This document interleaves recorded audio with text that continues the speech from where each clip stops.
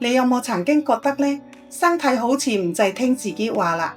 唔係唔想喐，而係喐唔到喎。亦都嘗試醫生嘅方法，但係心底裏面呢，總係有一個疑問喎。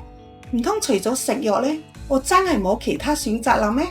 呢個係我嘅親身經歷。喺09年呢，我被診斷出類風濕關節炎喎。咁嗰陣時呢，朝頭早喎起身，哇，紙巾牙刷我都攞唔到。咁第二日呢，呢隻手呢，想拉張被都拉唔喐喎。咁夜晚呢啲手指，哇，痛到呢點嚟點去都瞓唔到覺，真係好痛苦。甚至試過呢炒菜嘅時候呢，哇，炒唔到喎，跟住呢就將鑊鏟呢夾喺胳肋底度。咁阿仔呢啱啱返到屋企喎，佢喺後面，佢話阿媽，我幫你。哇！嗰一刻我真係個心呢，真係好酸啊！我覺得呢，如果係佢哋返到屋企呢，跟住呢我家務又做唔到，煮飯又煮唔到，咁唔知點算啊！我真係好驚好驚。咁後嚟呢，我就去睇醫生，醫生抽我6筒血喎。咁驗出嚟嘅報告呢，就係話類風濕關節炎。佢話正常嘅指數呢係40啊，但我驗出嚟呢係80喎，double喎。咁醫生都幫我排期去睇專科，同時佢都建議我呢要食多啲蔬菜水果。喺呢個時候呢，我就接觸咗營養免疫學，因為公司嘅同事呢都食緊呢個食品，咁佢就叫我試下啦。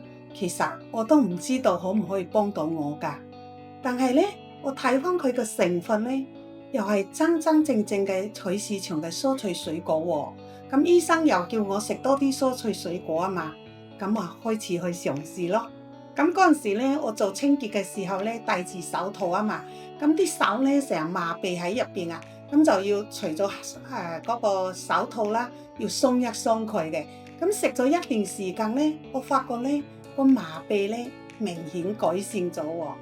咁慢慢咧紙巾牙刷都攞到喎，夜晚都唔會因為話痛到瞓唔到覺。咁而家又炒到餸喎。咁到排期睇專科嘅時候呢，醫生一樣係幫我抽血檢查喎。咁驗出嚟嘅報告呢，佢話係正常㗎喎。哇！嗰一刻呢，我真係好開心。我冇諗到呢，竟然可以有咁大嘅改變喎。咁有一日呢，我搭地鐵嘅時候呢，見到一位女士呢，佢手揸拐杖嘅，咁啲手指呢已經變形啦。咁我就靜雞雞問佢：你係咪類風濕關節炎啊？佢話係啊。我話你有冇食類固醇藥㗎？佢話有啊。哇！咁我嗰一刻咧就好慶幸自己有呢個福氣去認識營養免疫學。我係冇食過一粒類固醇嘅藥，到而家咧我嘅手指咧係冇變過形嘅喎。產品喺我身上講説話，喺現代醫學咧，自體免疫疾病咧係一世都要食藥去控制嘅，係冇辦法治癒嘅喎。